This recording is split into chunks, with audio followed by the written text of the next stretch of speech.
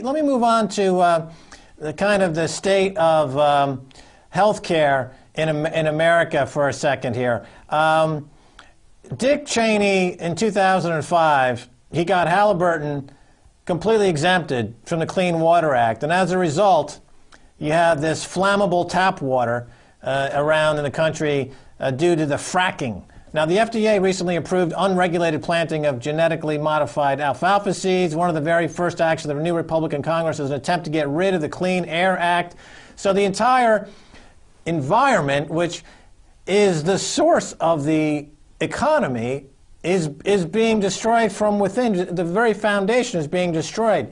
How come people don't understand that if you destroy the ecology and the environment, you're destroying the economy? There's no self-interest in that, correct? Correct. And by the way, don't only blame the Republicans. Look at Obama's new budget. They're cutting about 30% out of the EPA. And look at the people in this country. They're, junk food fattened and prescription drug addicted. They don't know what's going on. And the fracking, by the way, that's happening right where we are, up in Kingston, New York, right north of us. And there are loads of protests going on and trying to stop it. At the same time, they're running these ads on TV, the industry, about how wonderful it is for all of us, the jobs it's going to create, and how it's going to lower energy costs, and of course, make us free from Mideast oil. So, the people, again, they're only thinking short term. Is there a job in it for me? And do I have to pay less for fuel? Let's remember, this is not a society that is really that bright on not only local issues or national issues, but they don't have a clue for the most part of what's going on globally. So the advertisements and the lure of jobs and cheap energy are probably more of a swaying point than it's killing you. Because if they cared about their own health, then they would care about the environment. So if they don't care about themselves, what are they going to care about the environment? Right. So it's an attack on the individual's ability to even ascertain what their self-interest is. And once you've destroyed that, you can destroy everything else. So you talk about energy. So let's go back to the Mideast for a second. All these revolutions happening in the region, all this democracy breaking out. It seems like the odd man out here would be Israel. Is that true? And if so, what's going to happen now in Israel going forward in their relationship with their neighbors?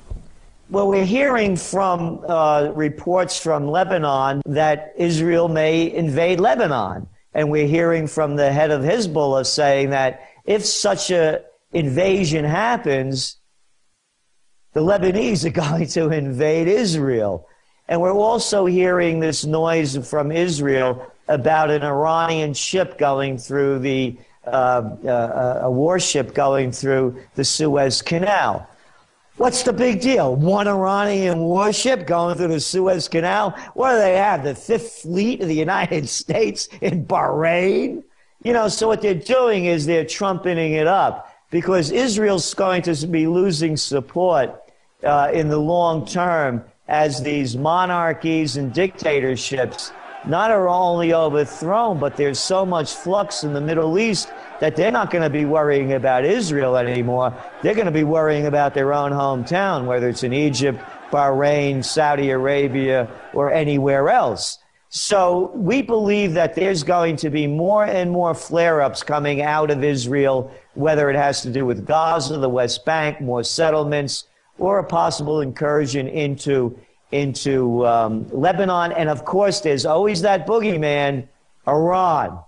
We got to stop Iran. That's going to be the whole thing. Matter of fact, if you want to know about hypocrisy, I think it's spelled Hillary Clinton. She just came out about how terrible the regime is in Iran and how they wouldn't allow internet freedom or the people to protest, as the United States was supporting Mubarak for 30 years and over $40 billion worth of U.S. money as they shut down the internet, as they supported a dictatorship. So rather than her addressing that, she's throwing it back over to Iran. So that's what we're looking at now, Max, the Middle East once again. Right. Well, okay. So in the region, you've got the three players, if you will. You've got Saudi Arabia and Iran, and you've got Israel. The triangle, the Bermuda Triangle of foreign policy facoctinous, if you will, to coin a term. So going forward, Gerald Celente, Trends Institute, master prognosticator, seer of all things, who's going to be the loser out of those three? Saudi Arabia, Iran, Israel. Who's got the weakest hand at the global geopolitical poker table? I would say in the long run, it's going to be Israel. They're surrounded, and and again, I'm not saying this. People are going to call me an anti-Semite because they don't like what I'm saying. But in the long term, they're the odd man out, because there's going to be a point when the interests aren't going to be in the Middle East, in the sense that we can see an alternative energy coming within a decade that is going to start having less and less importance on oil, whether it's coming from these low-energy nuclear reactions or other kinds of alternative energies. And the fact is, these countries, as I mentioned, whether it's Egypt, Libya, Algeria, you name the Turkey, they're going to have their own problems. They're not going to be a lot of people caring about Israel in the future, as we see it. We think they're going to take the biggest hit because these other countries, they're going to also be in civil war. So we're going to see civil war to regional war to the Great War. Right. So maybe it's time to short the shekel. So, Gerald Celente, we've got about a minute left, and I just want to remind people, they see you on TV, they see you all over the news. Maybe they don't know that Gerald Celente, who is he? He's the man behind the Trends Journal, which comes out, I think, on a quarterly basis, and it really has become now in the last couple of years. It's been around for 20 years. What do you think? You mentioned the alternative energy space. Is that kind of the big theme going forward, Gerald? Yes, it really is. That's the game changer, by the way, Max, in a lot of things. The economy as well. Go back to the 1990s. What got the U.S. out of the recession and a lot of the world? It was the Internet revolution. Our whole lives are different because it was a productive capacity. Products were made. They were invented, designed, manufactured, serviced. And we believe we're on the brink of an alternative energy breakthrough. But here are the holdups, by the way. One is in the United States. They're holding up patents that they don't want to get out because they're saying they don't meet scientific criteria. And the other is that there are companies that are buying out these scientists before they can bring the product to market. But if that happens, imagine you having your own energy-producing unit the size of a hot water heater. You're off the grid. These things are being manufactured. The whole global game changes. Something like that could be a game changer. All right, well, that's all the time we have for today, Gerald Celente. And this is a special 20-year anniversary issue. And to be competitive with the Sports Illustrated, there's actually a photo of Gerald wearing a bathing suit. So you don't want to miss this edition of Trends Journal. Gerald, thanks so much again for being on the edge. Hey, thanks, Max. All right, and that's going to do it for this edition of On the Edge.